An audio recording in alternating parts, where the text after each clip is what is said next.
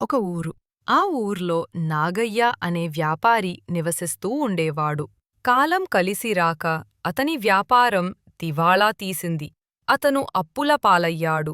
వేరే గత్యంతరం లేక ఆస్తులన్నీ అమ్మేసి అప్పులు తీర్చేశాడు.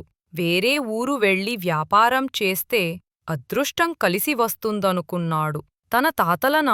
తన తాతల కాలం నుంచి వారసత్వంగా వస్తున్న ఇనుప పెట్టెను స్నేహితుడు వీరయ్యకు ఇచ్చి దాచిపెట్టమన్నాడు.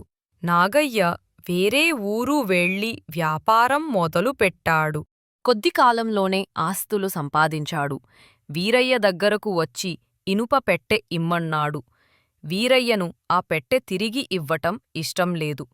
దాంతో, అయ్యో, ఆ పెట్టె ఆటకమీద పెట్ట, ఎలకలు వచ్చి కొరికేశాయి అన్నాడు. వీరయ్య అబద్ధమాడుతున్న విషయం నాగయ్యకు తెలుసు. వీరయ్యకు బుద్ధి చెప్పాలనుకున్నాడు. వీరయ్యతో, పర్వాలేదు, సాయంత్రం మీ అబ్బాయిని నా విడిదికి పంపితే బహుమతులు ఇచ్చి పంపిస్తా అన్నాడు. వీరయ్య సాయంత్రం తన కుమారుడిని నాగయ్య వద్దకు పంపాడు. నాగయ్య ఆ పిల్లవాడిని ఒక గదిలో పెట్టి బంధించాడు. పిల్లవాడు రాకపోవటంతో వీరయ్య వెతుకుక్కుంటూ నాగయ్య దగ్గరకు వచ్చాడు. తన పిల్లవాడి గురించి అడిగాడు. అయ్యో, ఏం చెప్పును, ఇందాక మీవాడు బయట ఆడుకుంటుంటే ఒక పెద్ద గద్ద వచ్చి తన్నుకుపోయింది. కొద్ది దూరం పరిగెత్తి ఏం చెయ్యలేక వదిలేసా అన్నాడు.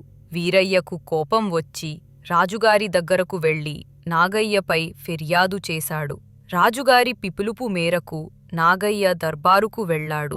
ప్రభూ, నా ఇనుప పెట్టెను ఎలకలు కొట్టేసినప్పుడు ఒక పిల్లవాడిని గద్ద ఎందుకు తన్నుకు వెళ్ళిపోకూడదు అని ప్రశ్నించాడు. రాజుగారికి అసలు సంగతి అర్థమైంది. వీరయ్యను మందలించి ఇనుము పెట్టెను వెనక్కి ఇవ్వమ్మని ఆదేశించాడు. నీతి: నాగయ్య తెలివి మోసానికి మోసం.